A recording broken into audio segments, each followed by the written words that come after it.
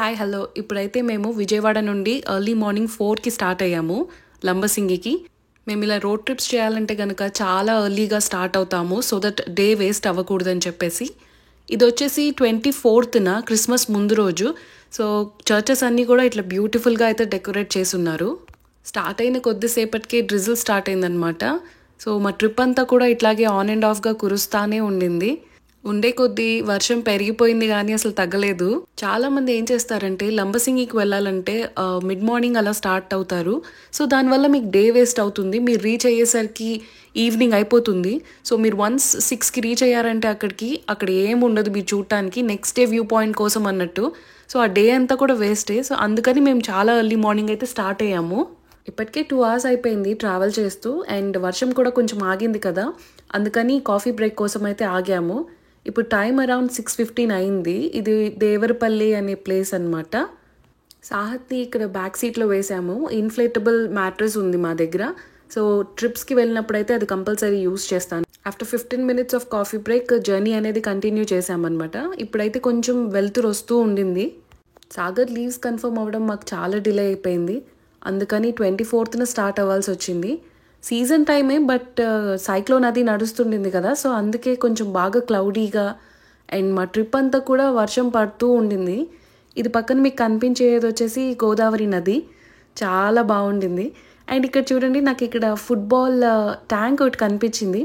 So morning వెళ్తే ఏంటంటే అంత ప్లెజెంట్గా ఉంటుంది అండ్ క్లైమేట్ అది కూడా చాలా బాగుందిగా, ప్రతిదీ సీనిక్గానే కనిపిస్తుంది అనమాట. వీళ్ళు చూడండి పాపం చలిలో ఇట్లా ఓపెన్ వెహికల్లో అయితే వెళ్తున్నారు. రోడ్ ట్రిప్స్లో ఎక్కువ టైం వేస్ట్ చేసుకోము మేము, బికాజ్ డెస్టినేషన్కి త్వరగా వెళ్ళిపోవాలి అని చెప్పేసి. ప్రతి మూమెంట్ కూడా ప్రెషర్స్ లాగా అనిపిస్తుంది అనమాట. చుట్టూ ఇట్లా పంట పొలాలు చూసుకుంటూ ట్రావెల్ చేస్తుంటే బాగానే ఉంటుంది.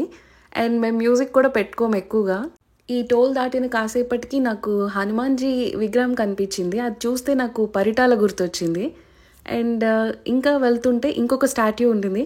కొంచెం జూమ్ చేయగానే నాకు అర్థమైందనమాట, అది స్వామి వివేకానంద గారి స్టాట్యూ అని చెప్పేసి. ఇది గొల్లప్రోలు ఏరియాలో మాకు ఇలాగ పూల తోటలు కనిపించాయి అనమాట. చాలా చాలా బాగున్నాయి. సో ఆగి ఫోటో దిగుదామా అని అనిపించింది నాకైతే, కానీ లేట్ అయిపోతుందిగా అందుకని ఆగలేదు. సో పక్కన మీకు కనిపించేది అన్నవరం రోడ్ అనమాట. అండ్ ఇప్పుడైతే మనం తుని రోడ్లో వెళ్తున్నాము. ఇక్కడ నుంచి మనం లెఫ్ట్ తీసుకోవాలి. నర్సీపట్నం అని బోర్డు అయితే మెన్షన్ చేసి ఉంటుంది అనమాట. ఇక్కడ నుంచి ఒక 45 minutes అయితే ట్రావెల్ చేసాము ఊరు లోపలికి. లైట్గా డ్రిజిల్ అయితే కంటిన్యూ అవుతానే ఉండింది. తుని నుండి లంబసింగి వెళ్ళడానికి ఇంకా 2.5 hours పడుతుంది. సో అందుకని బ్రేక్ఫాస్ట్కి ఇప్పుడే ఆగలేదన్నమాట. ఎలాగో సాహత్ పడుకుంటున్నాడు కదా, తను లెగిసాక అయితే ఆగుదామని చెప్పేసి అయితే కంటిన్యూ చేసాము. రోడ్స్ అవి కూడా బాగానే ఉన్నాయి, పెద్ద ప్రాబ్లం ఏమి అనిపించలేదన్నమాట, గుంటలు అలాగా ఏమి. ఇప్పుడు టైం వచ్చేసి 9 దాటింది అండ్ సాహత్ కూడా లేచాడు. లేచిన వెంటనే ఫస్ట్ మమ్మ దగ్గరికి వచ్చేసి కూర్చోవాలి కదా, బ్యాక్ సీట్లో అస్సలు కూర్చోలేదు. ఇంకా టైం అయితే 9:50 అయింది. ఇప్పుడైతే బ్రేక్ఫాస్ట్ చేయడం కోసం ఆగాము. ఇక్కడ ఫుడ్ అది బాగానే ఉందండి, టేస్ట్ వైజ్ కూడా. 10:30కి మళ్ళీ స్టార్ట్ అయిపోయామన్నమాట. చూడండి అసలు క్లైమేట్ ఎంత చేంజ్ అయిపోయిందో. ఇదంతా కూడా ఘాట్ రోడే, మీకు చాలా బెండ్స్ అవి ఉంటాయన్నమాట. చాలా కేర్ఫుల్గా డ్రైవ్ చేయండి. నేను విజువల్గా చూస్తున్న దానికి ఫోన్లో మీకు చూపిస్తున్న దానికి చాలా డిఫరెన్స్ ఉంది. నా ఫోన్ మ్యాక్స్ టు మ్యాక్స్ 80% చూపిస్తుంది అనుకుంటా. ఇంకా చాలా చాలా బాగుంది ఆ ప్లేస్.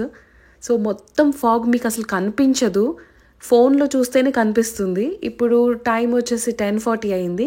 లంబసింగి జంక్షన్కి అయితే మనం చేరుకున్నాము. ఇక్కడ నుంచి రోడ్ 2గా డివైడ్ అవుతుంది. లెఫ్ట్లో ఒక రోడ్ ఉంది, రైట్లో ఒక రోడ్ ఉంది. మన రిసార్ట్స్కి వెళ్ళాలంటే రైట్ సైడ్ రోడ్ నుంచి అయితే వెళ్ళాలి, సప్తపది రిసార్ట్స్ అని. ఇది 10 minutes డ్రైవ్ అనమాట జంక్షన్ నుండి.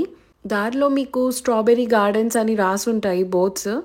ఇప్పుడైతే వచ్చేసాము రిసార్ట్స్కి. ఇక్కడ చూడండి రైట్లో కనిపిస్తున్నదే మన రిసార్ట్. వీళ్ళకు ఆల్రెడీ 1 week నుండి వర్షాలు పడుతూ ఉన్నాయంట. సో అందుకని చూడండి రోడ్స్ ఎలాగైపోయినాయో, చాలా బురదగా అయిపోయినాయి అనమాట. అసలు నడవడానికి చాలా కష్టంగా అనిపించింది. ఈ మడ్ రోడ్ అంతా దాటుకుని వెళ్తే పక్కన మనకి రిసార్ట్స్ ఉన్నాయి. సో ఇప్పుడైతే రిసార్ట్స్లోకి ఎంటర్ అయ్యాము. చూశారు కదా ఎట్లా ఉందో కండిషన్. ఇప్పుడు దిగి నడవాలన్నమాట, అది పెద్ద టాస్క్. ఆ పైన చూడండి అదంతా కూడా మబ్బులు పట్టేసి ఎట్లా ఉందో వ్యూ అంతా కూడాను. చూడటానికి వ్యూ బాగుంది, కింద చూస్తేనే భయంకరంగా ఉంది. బట్ తప్పదు కదా, సీనిక్ బ్యూటీ కోసం నడవాల్సిందే. ఇట్లా పచక్ అనుకుంటానే వెళ్ళాము. లాస్ట్ మూమెంట్లో బుక్ చేయడం వల్ల ఈ రిసార్ట్ ఒక్కటే మాకు అవైలబుల్గా ఉండింది లంబసింగిలో. ఇదంతా ఓవరాల్ వ్యూ అనమాట.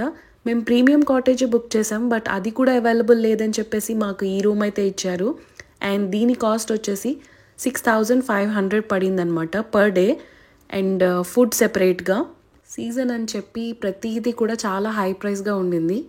ఇదైతే మొత్తం రిసార్ట్ లాన్ అనమాట. అటు పక్కన చూస్తే మీకు అవి ప్రీమియం కాటేజెస్, అవి బుక్ చేసాము. సో అది అవైలబుల్గా లేదని అయితే ఇదైతే ఇచ్చారు. సో ఇక్కడ క్యాంప్ ఫైర్ అది వేస్తారనమాట. బట్ వర్షం పడుతుంది కదా, సో ఆ ఫెసిలిటీ లేదని చెప్పారు. మేము ఈ రిసార్ట్లో లిటరల్లీ స్పెండ్ చేసింది జస్ట్ ఒక నైటే, ఓన్లీ పడుకోవడానికి వచ్చామన్నమాట. బట్ దానికి 6,500 ప్లస్ ఫుడ్కి సెపరేట్గా అంటే చాలా ప్రైసీగా అనిపించింది నాకైతే. టైం అప్పటికే 12 అయిపోతుంది. చాలా టైం వేస్ట్ అయిపోయిందని అయితే మాకు అనిపించింది జర్నీలోనే. సో ఇప్పుడైతే త్వరగా రెడీ అయిపోయి మేమైతే బయలుదేరిపోయాము. సో ఎక్కడికైతే వెళ్ళామో నేను నెక్స్ట్ వీడియోలో చూపిస్తాను. I will see in the next vlog. Till then take care. Bye.